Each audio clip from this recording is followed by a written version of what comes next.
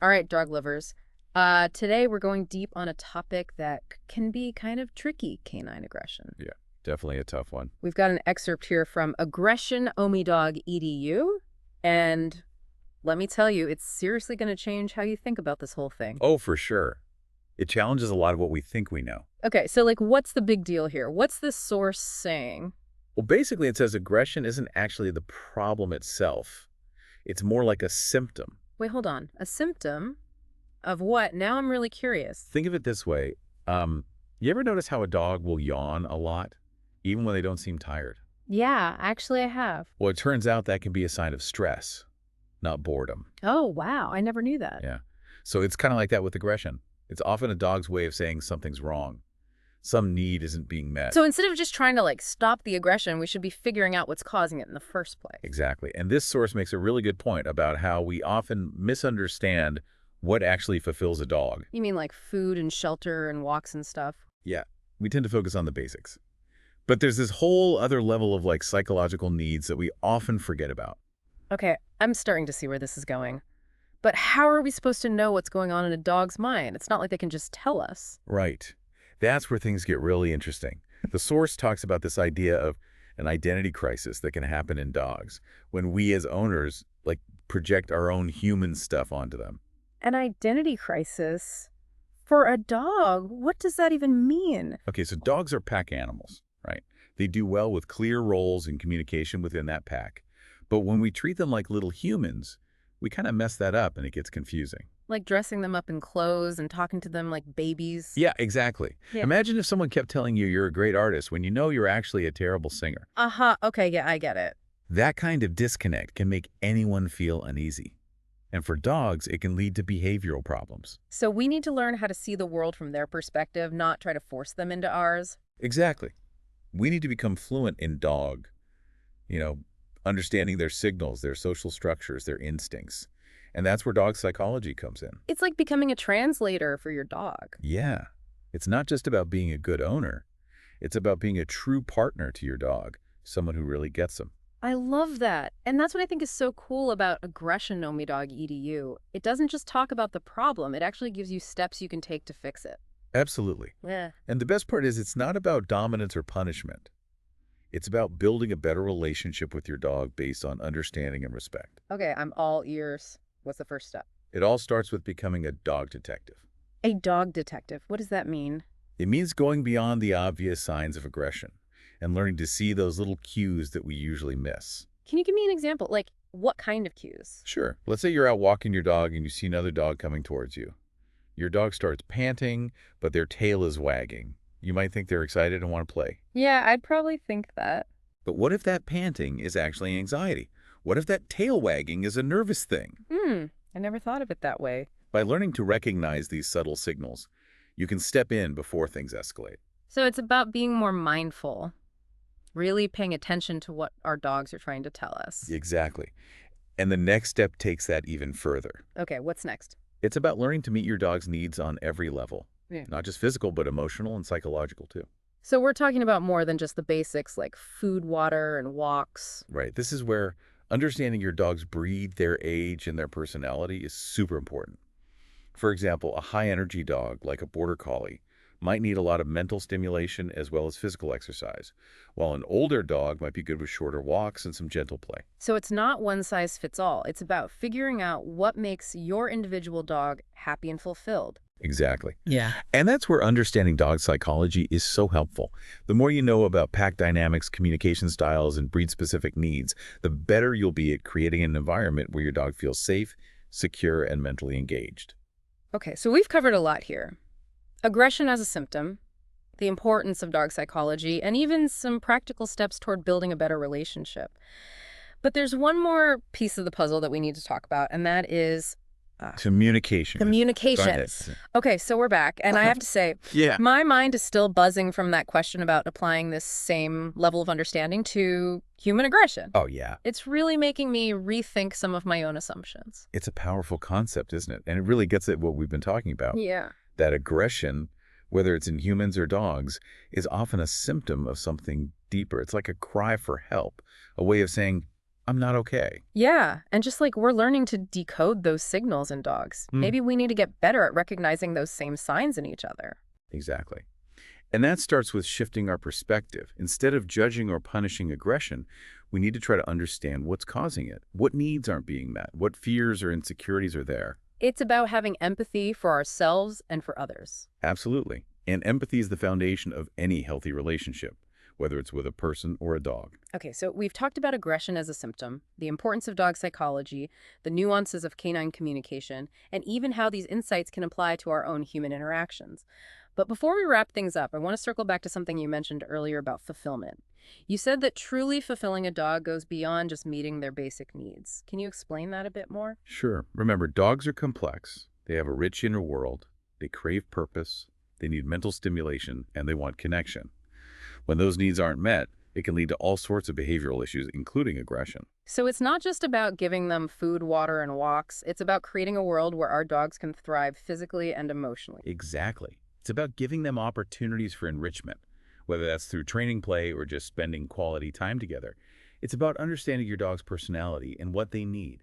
It's amazing to think about how much our understanding of dog behavior has changed in recent years.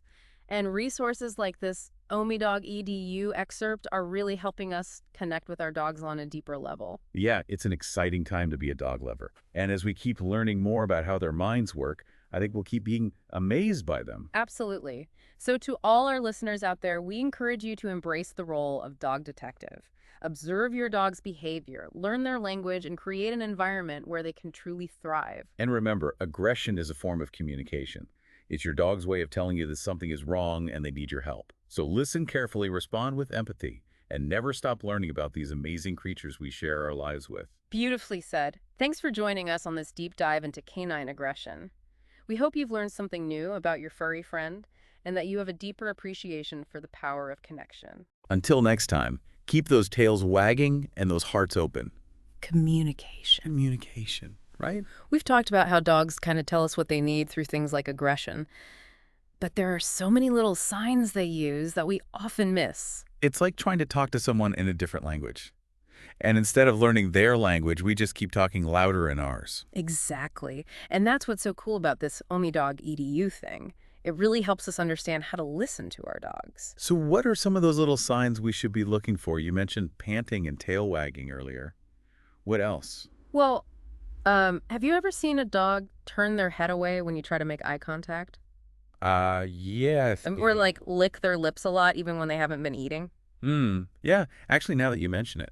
A lot of times those are signs that they're trying to calm things down, kind of de-escalate a situation. Wow, I never realized that. Yeah, and the thing is, those little behaviors are actually them communicating with us. The excerpt mentions this study where dogs who did those calming signals were less likely to get aggressive. So if we can learn to see those signs, we can actually help prevent aggression before it even starts. Exactly. It's about being proactive instead of reactive. Instead of waiting for a growl or a snap, we can see they're uncomfortable and change things up. Okay, so let's say I'm like a super dog detective now, and I'm seeing all these subtle signs. What do I actually do with that information? How do I respond in a way that helps my dog? Well, the source talks about how important clear communication is. Remember, dogs like things to be predictable. So once you know what might trigger your dog, it's important to have a plan. Okay, I'm following you. Can you give me an example? Let's say your dog gets anxious around new people. Instead of making them interact, you could teach them to go to their mat whenever they feel overwhelmed. Oh, that's a good idea. So it's about giving them some control in those situations, instead of forcing them to get over it. Exactly. And that's where that idea of meeting all their needs comes in again.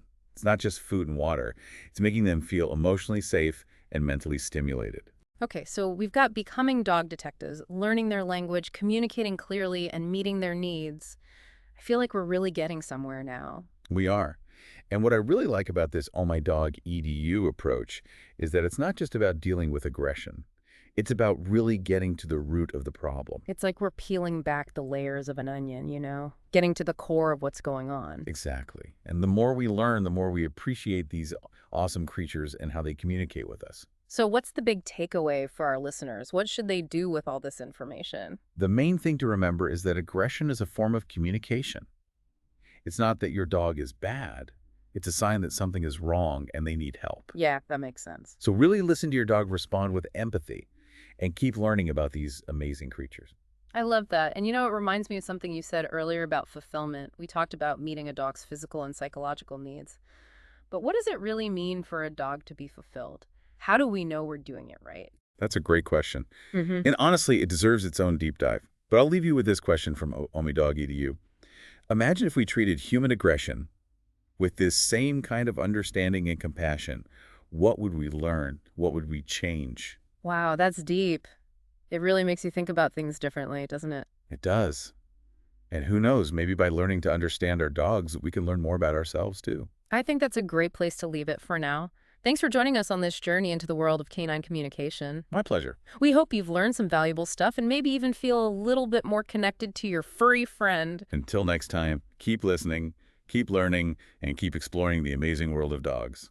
That question about, how we treat human aggression really stuck with me. Yeah, it's pretty thought-provoking. It makes you wonder if we could understand each other better. Maybe we could avoid a lot of conflict. For sure. It all comes back to empathy, right? Whether it's with another person or with your dog. Okay, so I think we've covered a lot of ground here. Aggression as a symptom, dog psychology communication, and even how these ideas can help us understand ourselves better. Mm-hmm. But before we wrap things up, I wanted to go back to something you mentioned earlier about fulfillment.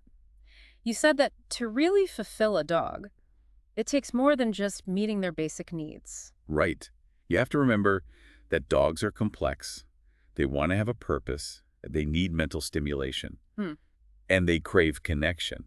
When they don't get those things, it can show up as all sorts of behavioral problems, including aggression. So it's not enough to just feed them, water them, and take them for walks? No, it's about creating a whole environment where they can thrive, physically and emotionally. It's about giving them opportunities to learn to play and just to spend time with us. Yeah, and it's about getting to know their personality and what makes them tick. It's pretty amazing how much we've learned about dogs in recent years. Yeah, it is. And resources like this Oh My Dog EDU excerpts are really helping us bridge that gap between humans and canines. It really feels like we're entering a new era of dog ownership. I think so. And the more we learn, the more amazed we'll be by these incredible creatures. So to everyone listening out there, we encourage you to become a dog detective. Observe your dog's behavior, learn their language, and create an environment where they can truly flourish. And never forget, aggression is communication. It's your dog's way of saying, hey, something's not right here. Yeah. So listen to them, respond with empathy, and keep learning about these amazing animals who enrich our lives in so many ways. Well said. Thanks again for joining us on this deep dive into canine aggression. Anytime. We hope you learned a thing or two about your furry friend and maybe even discovered a new level of connection with them. Until next time, keep those tails wagging and those hearts open.